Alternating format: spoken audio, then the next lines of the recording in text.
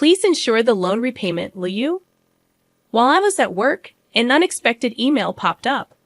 Upon hastily reaching out to him, Greg calmly began to explain, "Oh, sorry about that. I've fallen for someone else and decided to start a new life with her." Furthermore, he revealed his plan to take the luxury car recently purchased in my name with a loan. Despite my attempts to dissuade him, my husband ignored me, abruptly ended the call, and became unreachable.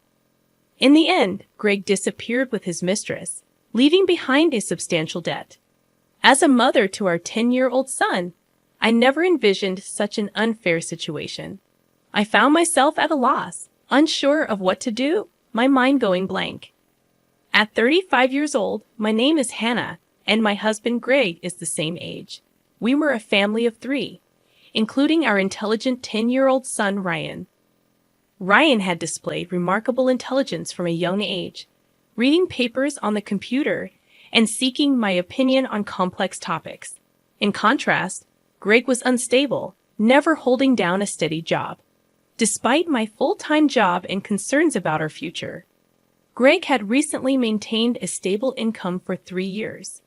Lately, Greg spoke of making memories as a family, leading us to decide on buying a $35,000 camper van. However, due to Greg's inability to pass the finance company's loan review, I ended up taking the loan for the car. On the eagerly awaited delivery day of the camper van, I received an abrupt email from Greg stating he would graciously take the delivered van since the loan was in my name, and I would handle the repayments. Confused, I called my husband immediately, only to hear him confess, "Well, I've fallen in love with another woman and decided to date her. I intended it to be just a fling, but it turned serious, so I'm thinking of starting over my life with her. Bye." He mentioned the divorce papers we had discussed during a previous fight, declared he would file them, and unilaterally ended the call. This exchange marked the first time I realized I had been betrayed by Greg, a shocking blow. Subsequent attempts to contact him yielded no response. When I returned home from work and checked the drawer where the divorce papers should have been, they were already gone, leaving me burdened with a significant debt from a $35,000 car loan. Despite my repeated attempts to reach out to my husband through emails and calls, I never received a reply. Ryan, noticing my unusual behavior, came to check on me with concern after dinner. "Mom, what's wrong? You haven't been eating much lately. Are you okay?" Yeah, maybe. I'm just tired." When people lie, they look up to the right. Lying is bad. I've noticed Dad hasn't been home for 3 days. Did something happen between you two? Startled by Ryan's sharp words, I took a deep breath to calm myself. Feeling that I could no longer hide the truth, I decided to tell Ryan everything. "I see. It's just like Dad to do something like that. Aren't you sad?" "No. I kind of understood from how things were going." Ryan, seemingly foreseeing the future, appeared unconcerned about our parents' divorce, but I knew he must feel sad about it in his heart. While silently apologizing to Ryan in my mind, I worked desperately, trying not to think about the dreadful events. However, my body was honest, and gradually my health deteriorated. There was a training session planned at work that day, but I couldn't stand up and ended up squatting down. "Sorry, I can't stand up right now. I need to take a break."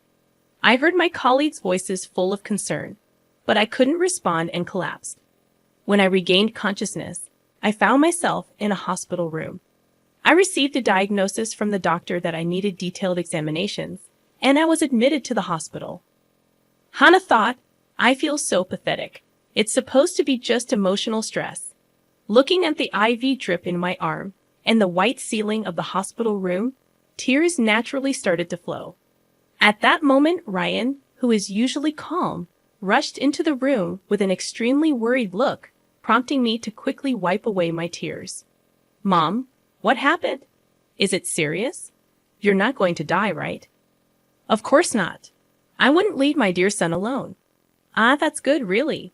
I was called by the school teacher and told that you were taken to the hospital." I was so shocked. My heart nearly stopped. Ryan is usually mature for his age, but he's still only 10. I felt a strong resolve to get better for his sake, but my condition was worse than I thought, and I was diagnosed with a serious illness. The doctor advised, "You should have surgery as soon as possible. Please make a decision quickly, following the doctor's advice."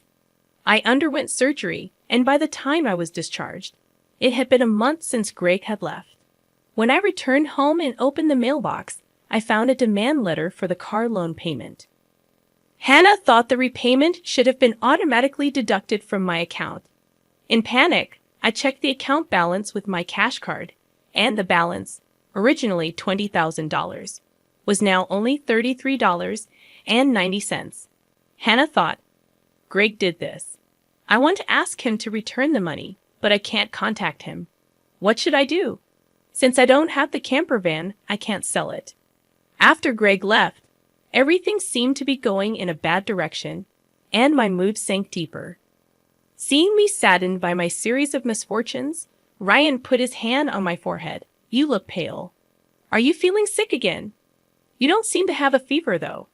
"I'm fine physically, but you see, your father not only took the car, but also all the money we had saved. I can't work yet due to my physical condition. And now we have no money. I'm at a loss." "I see. Then I'll deliver newspapers, and I'll search the internet to see if there's any work I can do." Encouraged by my 10-year-old son, I told myself that it wasn't the time to be down. "Sorry for worrying you. I can't afford to be weak. I'll change my mindset and try to do whatever I can," I said, smiling at him. Ryan also smiled back and then said something unexpected. "Let's plan how to get the car back from Dad." "How can we do that? The camper van is in your name, right?" "Yes, but what about it?" "Then maybe we can?" Ryan suggested an idea that I couldn't even imagine. I had never thought such an idea could exist. "Also, I have no idea where your father is." "Then let's check on my phone." A month ago, once when we went hiking as a family, surprisingly, Ryan, who is usually very reliable, got lost. At that time, we bought a kid's cell phone on Ryan's suggestion and installed a GPS app on it, which both Greg and I could access. With this app, I can see where Dad is in real time, and he's been moving around a lot. "Oh, is that so? But what if we find him, and he just says something vague and escapes again?" As I pondered this, Ryan smiled and made an intriguing suggestion. "Don't worry, I've already taken precautions." "What did you just say?" To my astonishment, Ryan had acted independently while I was in the hospital, achieving something unbelievable. I thought, I can't believe such a smart child came from me. Understanding Ryan's words, I was simply amazed. He had even caught wind of Greg's mistress. "All right, let's teach Dad who betrayed us a lesson." "Okay, let's start the plan right away." Together, my son and I prepared for that moment. Hannah thought, with Ryan by my side, I'm invincible. Bring it on, anywhere, anytime. 3 days later, my phone rang. "Ah, it's me. Please, I need your help." "Oh, who might this be? Don't play dumb." "It's your husband. Obviously, I'm being questioned by the police about you. At this rate, they might ask me to come to the police station voluntarily. Help me out." "Oh, is that so? Just wait a moment then." I immediately went with my son to where Greg was, and to my surprise, it was a forest park near our house where camping was possible. Greg was being questioned by the police in front of his car, looking bewildered. Feeling pathetic, I sighed and told the police we needed to have a talk as a couple and asked them to leave for a while. At that time, Greg seemed uncomfortable being watched by the people around us and urged Ryan and me to get into the car. Inside the car, Greg's mistress was sitting cross-legged, glaring at us, but that was no longer important. "Sorry about that. Thanks for coming. But why did the police suddenly show up at my place? I don't get it." "That's because I filed a report about the missing camper van." "What? Why would you do that?" "It's obvious, isn't it? My car was stolen." Greg, foolishly thinking that actions between spouses can't be criminal, was saying nonsensical things. But the world isn't that naive, you know. You filed for divorce, remember? Forgot? So we are strangers now. And you're driving a stranger's car without permission. That's a crime. Ryan figured all this out. Typical, sharp as ever, that kid. But I didn't steal the car. I just borrowed it for a bit. Oh, is that so? Well, I'd like to use my car now. So could you return it? That would be really helpful. As I reached out my hand, asking Greg to return the keys, he reluctantly handed them over after confirming it was returned. Ryan quietly started talking. Hey, why did you abandon your family and choose to play around with this woman? Caught off guard by his son's unexpected question, Greg was flustered and awkwardly scratched his head. Seeing this, Greg's mistress chuckled smugly and started talking. It's because I'm more attractive than your mother. Look at me, you can see it, right? He fell head over heels for me and decided to leave his family. Quiet. I didn't ask you, old lady. Dad, you answer. Mandy was silenced by Ryan's stern tone, but Greg remained quiet. If you can't explain, that's fine. I'll just have the police come back and arrest you. Wait, hold on. Okay, I'll talk. Mandy, it turns out, joined Greg's company 3 months ago. They were attracted to each other and became involved at the welcome party for new employees. Later, it was discovered that Mandy was pregnant, and Greg decided to start a new life with her, leaving us behind. Why did you take the camper van? I quit my job and thought about selling the car for money. But it seems like you were using it quite a bit, weren't you? I thought it was a waste to sell it right away, so we decided to go on a trip. Wait, how do you know all this? Remember when Ryan got lost? After that, as a precaution, we bought him a kid's cell phone and installed a GPS app. Did you forget? We installed it on your phone too, so I knew where you were all this time. By the way, I later found out from Ryan that he had pretended to get lost during our family hike because he wanted a cell phone. I was amazed at Ryan's ability to think and act so strategically. I suspected something was off with Dad, so I came up with this plan to monitor his actions. You really are a terrifying child. I will never become an adult like you, Dad, who betrays important people without a second thought. Greg, faced with the hard truth Ryan told, was a pitiful adult unable to offer any rebuttal. In contrast, seeing Ryan, only 10 but able to think and speak his mind firmly, gave me a sense of strength as a mother. I felt I couldn't lose, especially in settling things properly. Also, return the $20,000 you withdrew from my account right now. That was our joint property as a couple. I don't have to return it. No, it's not that. The money was what I saved little by little since I was single after all. You always quit your jobs midway, so we hardly ever saved money together, did we? I was appalled to hear that the $20,000 had been squandered by Greg and his mistress. It was the moment I felt relieved about divorcing him. So that's how it is. But if you stole and used the car and my money, that's going to be a serious crime. What? I just sent the police away, so it's not their business anymore, right? I only said we would talk. I have no intention of withdrawing the complaint. I must add the theft of my money to the report. Mom, should I call the police now? I can do it with just one button on my phone. Mandy, Greg's mistress, had been watching our conversation but quickly tried to get out of the camper van. At that moment, she let out a scream that echoed around. The reason was that outside the car door, Mandy's parents were standing there, faces red with anger, about to explode in fury. Startled, she stepped back as her parents yelled at her. Ah, I'm sorry. Don't be so angry. But why are you here, Mom and Dad? I called your parents beforehand. What? Why? The truth was, during my hospital stay, Ryan had visited Greg's office and tearfully told them, my dad left the house with a woman we don't know, and my mom collapsed. Seeing Ryan's sorrowful and frail state, the people at Greg's office suspected Mandy, who had left the company with Greg, and gave Ryan her parents' address. Greg and Mandy had been overly friendly at the office, and there were photos showing them together at the welcome party for new employees, looking like a couple. After learning from the office people that you commuted from your parents' house, Mandy's parents were standing there, faces red with anger. I went there with your photo, and your parents came out when I visited.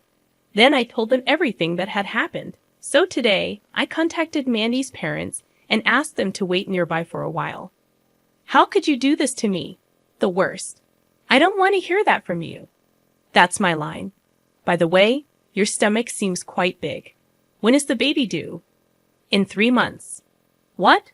Wait a minute. That doesn't add up with when you met my husband. You two met only 3 months ago, right? What's going on? It's not time for the baby to be born yet.